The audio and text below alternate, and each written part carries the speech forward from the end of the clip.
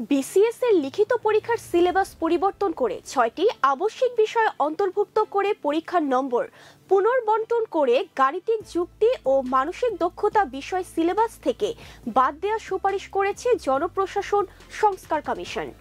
এছাড়া লিখিত ও মৌখিক পরীক্ষায় উত্তীর্ণ প্রার্থীদের ন্যূনতম নম্বর ৬০% নির্ধারণের সুপারিশ করা হয়েছে।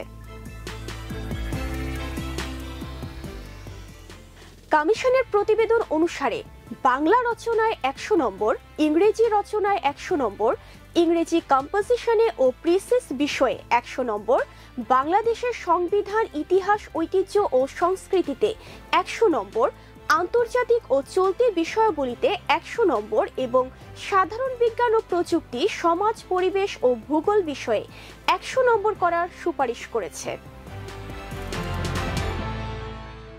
স্বচ্ছতা নিশ্চিত করার জন্য বিসিএস এর চূড়ান্ত ফলাফল নম্বর সহ প্রকাশ করা উচিত বলে মনে করেন কমিশন।